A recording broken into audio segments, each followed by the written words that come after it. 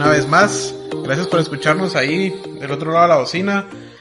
Hoy vamos a tocar un tema interesante desde lo que ustedes nos dejan saber con sus comentarios, un tema que había sido bastante pedido a través de del feedback que ustedes nos hacen en redes sociales y también a nuestras personas, que es el tema Gustavo Alejos. Roberto va a hablar de su hermano, va a hablar de Gustavo como su hermano, va a hablar de el Gustavo empresario y va a hablar del Gustavo acusado de 6 delitos a través de las investigaciones CICIG, FESI y Ministerio Público. Así que los invito una vez más a darle play al botón y ojalá sea de su agrado.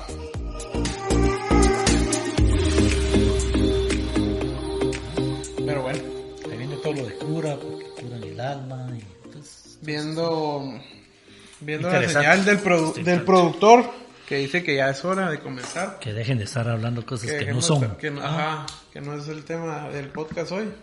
Podemos armar un podcast. Es interesante. Sí. Una vez más, Qué cambio. Gracias a todos, la gente que nos hace el honor de escucharnos, que nos hace el honor de estar aquí presente del otro lado de la bocina. Yo siempre me meto a ver, semanalmente subimos los capítulos y me meto a ver. Ya hay bastantes comentarios, Roberto. ¿Ah, sí? Así estaba viendo yo. No son todos muy cariñosos, pero ya hay bastantes comentarios. Ya me imagino. ¿Qué hace con ese corrupto? Pero se agradecen, la verdad se agradecen. Mira, yo creo que Guatemala tiene que curar mucho su corazón en un principio. Sí. Porque todo es negativo, todo es buscar destrucción. La crítica usual, que yo sé que sale en mi columna de la hora, que yo sé que cada vez que subo un Facebook y todo, yo tomé la decisión de ni siquiera verlos, lo cual es malo porque también los comentarios buenos merecen respuestas y algunas preguntas en contra también merecen algunas respuestas, pero el ataque es, ¿qué hace con ese Alejos? Todos los Alejos son corruptos, ¿verdad? Fue del gobierno la UNE, ya tuvo su oportunidad y no hizo nada, deje estarle levantando la imagen y es un político muerto, que ese ataque viene de otros políticos, ese sí no viene de la población. No, y denota también denota una falencia, que es la falta de educación o la falta de información, porque sí hay comentarios, por ejemplo, hemos hablado suficiente sobre Felipe y la relación que tiene con tu familia, que no existe tal. Ajá. No vamos a entrar en detalles, pero sí, la gente igual. Sí. Y lo sacaba hoy a colación porque vuelvo y repito que es un objetivo de este programa poder informar a la gente, y si te van a criticar, pues que te critiquen de acuerdo a las cosas que uno se ha informado, que uno ha escuchado. Pues muy difícil nos van a constar las cosas a nosotros, pero sí que los ataques vengan desde una fuente informada. Hay comentarios también buenos, gente que aplaude la iniciativa y también vale la pena mencionarlos, como decís, pero lo importante es que ya nos están escuchando. Nos están escuchando, ahí nos están haciendo. Lo importante es que contemos la verdad y, digamos, de mi parte lo que hago es no prepararme, ¿verdad? Vos sabes que no. Sí. Ni siquiera te pregunto cuál va a ser el tema, porque entonces ya, ¿qué le digo si me pregunta esto? ¿Qué le digo si me pregunta otro? Entonces pierde la gracia. Sí, ¿no? Y el sentido del tema. Uno de los temas que habíamos dejado en el sendero era el tema de Gustavo. Ah, cierto.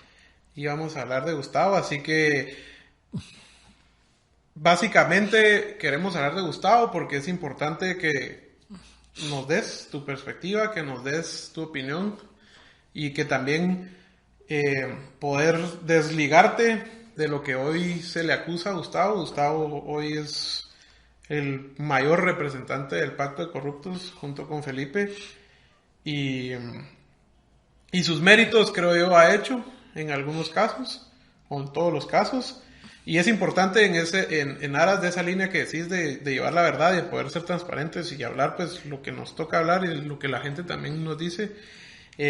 Hoy toca a Gustavo, siendo empático con Roberto. Entiendo que es hablar de un hermano, que es un tema difícil, que es un tema que va a tocar fibras más allá de lo que el programa puede ser. Hay una familia detrás de todo esto,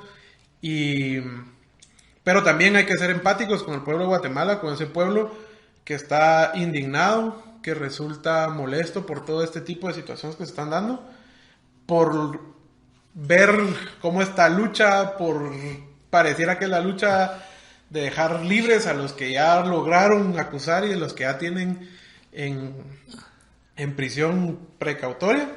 Así que va a ser difícil, se puede poner peligroso en algún momento, pero al final espero que estemos en paz. Es un tema más que difícil y delicado, es un tema difícil de entender para la población, porque digamos, hay muchísimas familias en donde el hermano y la hermana y entre hermanos no se hablan, han tenido problemas de herencia, han tenido problemas de esto y la gente lo ve normal, problemas entre hermanos. En este caso no hay problemas entre mi hermano y yo porque estamos en áreas totalmente diferentes y lo vamos a explicar. Y entonces, pero la gente lo ve, como es su hermano, tiene que ser cómplice, y como eran del mismo gobierno, tiene que ser cómplice, y si su hermano es corrupto, entonces él también, si su hermano está siendo acusado, a él también lo deberían de acusar, y entonces ese es el sentir de la población, digámoslo de alguna manera, que es entendible una población que está golpeada, herida y con justa razón. Yo contra eso sí no me puedo ir. De una población que en el 2015 confirma lo que todo el mundo sospechaba, que la corrupción es inmedible, de que realmente es descarada además, porque digamos que la gente que se ha dedicado a saquear al Estado, no solo a vivir del Estado, es diferente de saquearlo, de robarle. Uh-huh. Pues con descaro tienen helicóptero, yate, casa en el puerto, casa en Miami, carros de lujo, etcétera, etcétera, cuando somos un pueblo que realmente literalmente se está muriendo de hambre en extrema pobreza y todo lo que ya sabemos. Entonces, ese odio de la clase política y quitarle de la mente a la gente de que el político es igual a corrupto, que el político es igual a ladrón, que el político es igual a cualquier cosa que no sea buena, no solo es un tema a nivel mundial, que siempre ha estado, sino que en Guatemala está justificado, porque hay que admitir que digamos que la clase política ha fracasado, hemos fracasado en estos 35 años de intento de llevar al país en la democracia. Y parte de lo que vamos a ir hablando aquí es reconocer en dónde hemos fallado. Pero también el tema de Gustavo es un tema difícil porque yo no me puedo desligar y no me quiero desligar de que es mi hermano, claro, de padre y madre, que llevamos la misma sangre, que yo como hermano lo amo con el alma y que voy a ser solidario con la familia y que realmente me entristece lo que la familia está sufriendo por culpa de estos hechos. Y me entristece más que nos confronten, ¿verdad? Porque cada lado tiene su historia. El de la población se entiende. Y la población lo que hace es echar punta en contra de todos los políticos. Eso no lo vamos a cambiar. Y lo que vamos a decir habría que cambiar mucho el tema para cambiarlo de ahí. Pero la gente que está, digamos, del lado anti esta lucha contra la corrupción, que el tema de la transparencia, gente que ha tenido parientes detenidos y que después han salido inocentes, gente que tiene parientes detenidos y que sus casos no avanzan y llevan 2, 3 años ahí y no llegan ni siquiera a la primera audiencia, pues toda esa gente dice, bueno, si Roberto es hermano de Gustavo, ¿qué hizo para él no estar preso? Y entonces las acusaciones, que vos las habrás visto en Twitter, es Roberto trabaja con Kellen Mack, Roberto era colaborador de la CICIG, fue soplón, cambió a su papá y a su hermano para él estar libre. Esa parte, ese ataque de ese lado es sumamente duro, porque mientras el pueblo me ataca, también claro, ese sector me ataca. Pero del otro lado, la pregunta del millón, bueno, ¿por qué tenemos que ser amigos suyos? ¿Qué te desliga de Gustavo para que yo pueda seguirte apoyando políticamente o seguir siendo parte de tus eventos, de tus temas y para que yo te crea? O sea, estamos hablando de 3 puntos de vista. Entonces lo hace difícil, pero necesario tener que, bueno, eso se trata ese programa, contarle la verdad a la gente y tener que aclararle cosas, ¿verdad? Sí, que démosle. Yo no meto, quiero aclarar, que yo no meto las manos al fuego por nadie. Y cuando digo por nadie, es por nadie. Mi confianza es un tema aparte, pero mi confianza la tengo en Dios y estoy claro que cualquier ser humano te puede decepcionar. Lo que sí es que para ir balanceando, porque como te decía antes, me gusta ser una persona que busca los balances, así como quedas en medio de esas 3 opiniones, pues también quedas en medio, pareciera entre alguien malo y alguien bueno, porque hay que contarle a la gente que es algo que mucha gente no sabe, que tenés una hermana que ha hecho carrera fuera de este país, que ha hecho una buena carrera, y hay que contárselo a la gente como también diciendo, bueno, ¿por qué lo tenemos que arrastrar al lado malo? ¿Verdad? Cuando también dentro de tu familia han habido situaciones de personas con mucho éxito sin necesidad de estar ahí.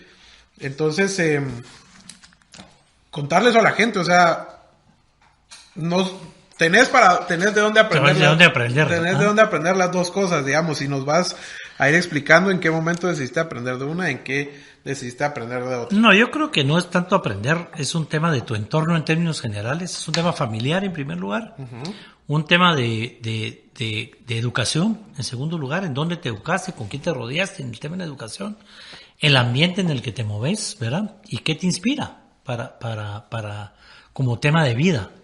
A mí no me gusta hablar mucho de mi hermana porque es como usar a mi hermana para defenderme, ¿verdad? Pero es una alta funcionaria de Naciones Unidas que desde hace 25 años, algo por el estilo, trabaja en Naciones Unidas y que tiene un prestigio enorme en el tema de derechos humanos y que yo creo que se ha encontrado en situaciones a veces más delicadas que la mía en el tema de trabajar para la oficina del alto comisionado en Naciones Unidas, y probablemente de ella he aprendido muchísimo, sobre todo en el tema de derechos humanos, porque el tema está basado en eso, en materia de derechos humanos, derechos de la mujer, derechos de los pueblos indígenas, derechos de la niñez, y es una carrera realmente brillante, pero siento que hablar de ella es como, miren, no me juzguen por Gustavo, mejor compadre con mi hermana, claro. Entonces también es usarla en ese sentido, pero sería bueno que la gente también, si a la hora de investigar, investigue todas partes. Hablar de mis papás, la gente cree que nacimos en cuna de oro y que todos los Alejos son millonarios y que su fortuna saber de dónde viene, etcétera, etcétera. Pues yo sí cuento que tanto mi papá como mi mamá son graduados de maestros en un instituto, en un internado público en Quetzaltenango. Es decir, no venimos de que realmente los Alejos son millonarios, estuvieron en los mejores colegios. Hay una, ¿verdad? Hay una frase que decían la vez pasada y que ejemplifica muy bien esto, o sea, tu persona es graduada del Liceo Guatemala, sí, que es un colegio. No me llegué a graduar de ahí, pero sí. Pero estudiaste ahí, del pueblo y para. Del pueblo. Además de ser el mejor colegio del mundo, pues, pero eso es. Con principios y valores y todo eso. Pero, y Gustavo se gradúa del Valle Verde en esos dos contextos completamente diferentes, ¿verdad? Entonces. Sí, del Valle Verde en la primaria y del americano en la secundaria, que es un tema del que hemos hablado fuera de micrófonos y cámaras, como el tema de para qué te educan en un colegio. Claro. Se da aquí también con el tema de las universidades, ¿verdad? Uh-huh. Yo he dado clases en casi todas las universidades y oigo catedráticos decir, cuando ustedes sean los gerentes de las empresas de sus papás, ¿verdad? Acuérdense que no hay que contratar a ninguno de los San Carlos para gerente, ¿verdad? Los de la San Carlos están estudiando para ser empleados públicos y todo ese concepto de dónde te educas y dónde vas tiene también mucho que ver hacia dónde, ¿verdad? Yo te cuento que mi base, tuve una base muy sólida del Austriaco, que fue donde empecé, era un colegio con una disciplina increíble. En esa época íbamos de lunes a sábado al colegio, ahí no se podía hacer otra cosa, era una disciplina increíble. Mis papás, los dos maestros, y venimos de condiciones duras, o sea, yo nací en la zona 2, en un sanatorio pequeñito, no nací en ningún hospital. Después el pediatra resultó bueno y ahí nacieron mis dos hermanos también. En ese sentido, en una casa muy pequeñita, ahí a la par del Tribunal Supremo Electoral. Nuestra casa en la zona 15 fue dentro del plan del programa del gobierno de aquel entonces para los maestros, un proyecto magisterial de ayuda, y después la zona 15 se volvió lo que se volvió. Pero en aquel entonces éramos 10, 12 casas, colonos en la zona 15, con grandes esfuerzos, y la gente que conoce a mi familia lo sabe, o sea, no tenemos que defendernos a ellos como familia, ni ponerme a hablar de la carrera política. La empezó mi papá, y eso lo he estado escribiendo en una columna que escribo todos los jueves, en el sentido de mi papá fue parte del Frente Nacional de Oposición, y cuando la gente dice que su papá, que es de derecha, se moriría de verlo usted chairo, pues fíjense que no, que lo chairo viene de mi papá, ¿verdad? Fue el Frente Nacional de Oposición, estamos hablando de los socialdemócratas, nuestro partido era el Partido Revolucionario, le robaron esa primera elección, ganó en la otra, en la que el PRI iba aliado al gobierno de Lucas, entonces ya ahí la cosa fue al revés, ya acusado de que el PR fue parte del fraude de aquel entonces, es decir, hay mucha carrera política que viene de ahí. Entonces después ver que dicen Roberto metió a su papá al Parlacén, no, mi papá me metió a la política, cuando en la constituyente se volvió prohibido que cualquiera que hubiera hecho gobierno en los últimos 3 gobiernos militares fuera candidato a la constituyente. Eso hace mucha diferencia con Gustavo, porque Gustavo no es político y partamos de ahí. Gustavo es empresario. Fue educado como empresario por los colegios en los que estuvo. Desde un principio, aunque parezca raro, Gustavo es agrónomo. Su tema eran las fincas, la agronomía, y jamás estuvo interesado en la política. Y como empresario, como le ha pasado a muchos empresarios de ese país, conoció a muchos políticos, se fue metiendo en el tema político como financista a los políticos. Pero decir que Gustavo es un político, que fue candidato a algo, que hizo política, que eso, ahí parte la primera diferencia. Él es un empresario, un hombre en aquel entonces en el negocio de la medicina, ¿verdad? Y formó parte de ese equipo de muchos empresarios que financiaban a los políticos. ¿Por qué comenzó Gustavo a financiar campañas? Bueno, no sé, pero digamos, Gustavo empezó a financiar campañas desde, creo yo, que en la primera campaña de Berché, ¿verdad? Que fue la que perdió Berché contra Portillo. Uh-huh. Estuvo colaborando en la campaña de Berché. Además, los empresarios, acuérdate que les dan a todos un poquito, ¿verdad? En el tema de querer mantener conectes con todos los partidos políticos. Ese es el sistema en que se trabaja. Fui yo el que les sugerí. Hay que apoyar a Álvaro Colón, va a ganar en la próxima. Okay. Y nos deberías de apoyar, es un gobierno diferente, pero además va a ganar y eso, y te lo voy a presentar, y así fue como paró en el tema. Se formó un equipo de recolectores de plata para la campaña, entre ellos Luis Alejos, medio hermano de Felipe Alejos, compañero de colegio de Gustavo, ¿verdad? Entonces, que no es por parentesco, sino por compañeros del americano. Pues es un grupo como de 4 empresarios que se encargaron de buscar fondos, de ser realmente los financistas de la campaña de Álvaro Colón. Hasta donde yo me acuerdo, dejaron sus empleos, ¿verdad? Luis era el gerente general de la Volkswagen. Ahí habían metidos otras personas que no conozco, y su papel empezó ahí, en ser ellos los que se conectaran a Colón con los empresarios para ir consiguiendo fondos para la campaña. Ese fue su ingreso, digamos, en esa etapa que fue la que yo empecé a vivir con él. Acuérdate que yo estaba retirado del tema político. Yo regreso a la política con Colón, ¿verdad? En esa campaña, en las anteriores no.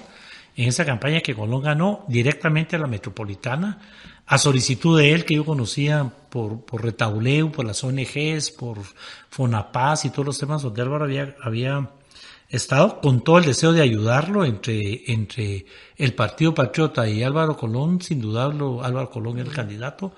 Me invitó a participar, me pareció una buena idea. Yo quería regresar a Jutiapa, donde yo empecé, y él mismo me dijo, te van a matar, Jutiapa está lleno de narcos y ahí el tema es delicado, pues te ofrezco la capital. Ya hablamos de eso, la capital la UNE nunca la había ganado ni la sigue ganando. Entonces fue un tema difícil, y ahí fue donde empezamos, digamos. Gustavo hizo mucha amistad con Álvaro. Okay. Y ahí es donde Álvaro Colón, y él te lo podrá decir, no lo digo yo. Mi pregunta, ¿fue condicionada esa ayuda? No, Álvaro Colón le pide, porque él no quería, y eso sí doy fe, ¿verdad? Álvaro Colón no tenía secretario privado. Él quería que su secretario privado fuera Fuentes Mohr, el hermano del difunto Fuentes Mohr, el tío de Fuentes Knight, pero no podía, precisamente porque Fuentes Knight iba a ser el ministro de Finanzas. Ese era un tema que ya Álvaro tenía decidido, entonces no pudo nombrar el secretario privado a Fernando Fuentes Mohr, y ahí fue donde él entró a rogar a Gustavo, quédate, y quiero que seas mi secretario, porque los financistas andan muy pegados al candidato en su momento para aprender de política, para conocer a dónde va su plata, para ver si de veras van a ganar o no. Y ahí empezó Gustavo, digamos, en el área... La primera pregunta que nos queda un poco en el aire es ¿por qué Gustavo comenzó a financiar campañas? Bueno, ¿por qué? Digamos, porque es que ese tema no nace de él. Y digamos, lo habrás oído en las declaraciones de Sinibaldi. Cuando dice Sinibaldi, disculpe, pero me están echando a mí la culpa como que yo hubiera inventado la corrupción. Ese es un sistema que viene desde hace saber cuánto tiempo, Y aquí el tema es los empresarios, algunos con el afán de proteger sus intereses, otros con el afán probablemente solo de apoyar a lo que a ellos les parece un buen candidato, los empresarios que declararon públicamente que están ahí acusados de financiamiento ilícito, ahora es financiamiento no reportado porque cambiaron la ley, dicen nosotros lo que hicimos fue contribuir con Jimmy Morales para que no ganara Sandra. O sea, ¿qué motiva a cada empresario a financiar a un político? Son sus intereses personales o sus intereses empresariales particulares, y por supuesto puede haber empresarios que lo hagan desde una manera de sus intereses de país. Yo estoy seguro que todos esos empresarios que todavía tienen estos juicios pendientes, les nacía del corazón evitar que Sandra fuera la presidenta de ese país, claro, y apoyar a Jimmy, ¿verdad? Y lo hicieron y están ahí en ese, digamos, uno de los casos que tiene Gustavo es parecido a este, ¿verdad? De estos empresarios. Dieron plata para la campaña, el partido no la reportó y ahora eso se llama financiamiento no reportado. El delito originalmente era financiamiento ilícito, ¿verdad? Que fue el primer caso de Gustavo con Monzón. Gustavo se vuelve secretario privado y la primera acusación que tiene es la de Transurbano. ¿Qué pasó en Transurbano? La vez pasada nos explicabas un poquito que Transurbano es un proyecto fallido inclusive para el mismo que pretendía ser corrupto, porque pudo haber sido un modelo más rentable para el corrupto.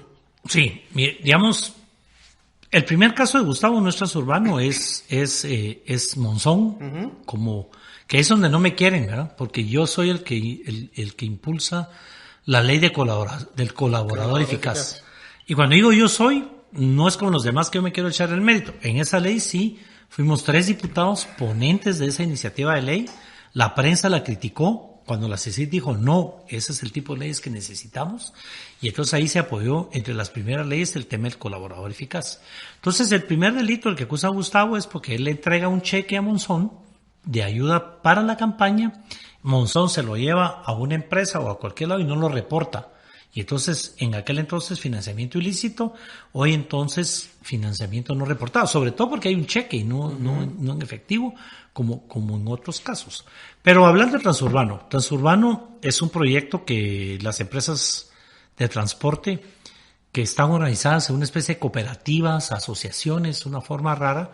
Las empresas de transporte siempre han sido un problema y un dolor de cabeza, acusándoles siempre de que les roban los choferes, que no hay control. Antes habían unos supervisores que te pedían un ticket, todo eso lo desligaron. En vez del aumento al pasaje, lo que había es subsidio. Ese subsidio también se vuelve motivo de corrupción. Los dueños de los buses se quejan que los que cobran el subsidio al Estado se quedan con parte y les dicen que porque esa parte la tienen que repartir a los políticos para que el subsidio camine, para que el subsidio lo aprueben en el Congreso. Entonces ya es un sistema de transporte que además de ser corrupto, que además de ser infuncional, ¿verdad? Es un pésimo servicio. Entonces, yo soy muy honesto, decir, el Transurbano era un proyecto bueno, ¿verdad? De hecho, cuando se presenta la iniciativa de ley, la presento yo como diputado de la capital, la iniciativa de ley del Transurbano. Me la dan los empresarios del transporte con la idea de decir, queremos una ley que nos permita, en ese entonces lo que el Congreso tenía que aprobar era exoneración de impuestos, para evitar que con esos impuestos se aumentara el precio del pasaje. Al final esa ley no se aprobó como la presentaron los empresarios, porque Rosa María de Frade apareció con la bandera de que todo lo que se estaba pidiendo como información para la tarjeta SIGA lo iba a usar Sandra en su campaña. Correcto. Yo ya estaba de enemigo de Sandra, me vuelvo aliado de Rosa María de Frade y le empezamos a quitar todos estos temas a la ley, de que el nombre, que la dirección, que aquí, que allá, que todos esos requisitos para poder sacar la tarjeta, y se dio esa batalla enorme para que no se pudiera utilizar políticamente. Después el tema es, ¿por qué para unos pocos? ¿Verdad? ¿Por qué solo para los empresarios de la capital? Pues igual, tiene razón, y entonces ese dictamen que salió de la Comisión de Finanzas a favor de la iniciativa original, lo cambiamos y lo que el Congreso aprueba, que lo ha aprobado para bomberos, para Cáritas de Guatemala, para Rotarios, para las iglesias evangélicas, para la iglesia mormona, para el proyecto de la antigua del hermano Pedro, es exoneración de impuestos para ese sistema prepago con tarjeta. Y el Congreso lo aprueba para cualquier empresa o persona que quiera poner ese sistema en todo el país. Esa es la ley que se aprueba en el tema transurbano. Por eso es que no pueden acusar al Congreso de que lo hizo para transurbano, porque se hizo para todos los transportistas en este tema, y así fue lo que se aprobó. Sin embargo, la CICIC acusa a todo el gabinete de Colón y a Gustavo como secretario privado. El secretario privado pertenece a una organización, a una organización del Estado que tiene que ver con el transporte, y entonces ahí firman una nota diciendo sí, Transurbano es un proyecto bueno que debería salir adelante, y ahí es donde está la acusación. Y detienen, y todavía tienen el proceso porque se encuentran con medida sustitutiva, todo el gabinete de Álvaro Colón, incluyendo a Álvaro Colón. Se liberaron unos 3-4 ministros que se encontraban de viaje, el vicepresidente Espada, que no firmó, y de ahí el presidente de la República y todo su gabinete son detenidos porque lo que ellos deciden es darles del presupuesto de ingresos y egresos de la nación, una cantidad de millones que no tengo en mente, pero ahí entre tus datos 270 millones de quetzales para comprar el equipo, ¿verdad? La compra de los buses la tenían que hacer, como se trató de hacer, los transportistas. El Estado no era garante, no tenía nada que ver, es un préstamo con el Brasil, para poder comprar los buses. El donativo del Estado, del Ejecutivo, que no pasó por el Congreso de la República, y probablemente ahí es donde marca el problema para este gabinete, fue darles estos 270 millones de quetzales para la compra del software, para la compra de los reviletes, como se llama, me corregí si estoy entendiendo bien, y para explicarle un poco a la gente. El problema es que yo voy a implementar un negocio, yo, la Asociación de Transportistas, va a hacer un negocio, pero todos vamos a empezar un emprendimiento con nuestros propios recursos. Aquí el problema fue que lo comenzaron con recursos del Estado. Claro, es que la acusación ahí es que el Estado no le puede donar a una empresa privada fondos del Estado. Claro. ¿Verdad? Esa es la acusación del tema CICIC.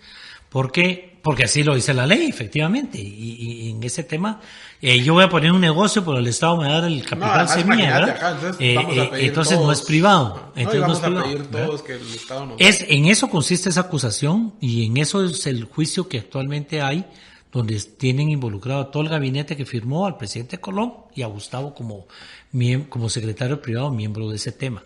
Aparte, se han abierto otros procesos en el caso de Transurbano contra los transportistas, porque contrataron empresas de policías privados para 3.300 buses y solo compraron 300 buses, porque todo lo que compraron con lo que les dio el gobierno está en una bodega y no lo usaron, porque eran 3.300 buses que iban a comprar y nunca los compraron. Es decir, no cumplieron con su parte y no se sabe qué pasó con ese dinero.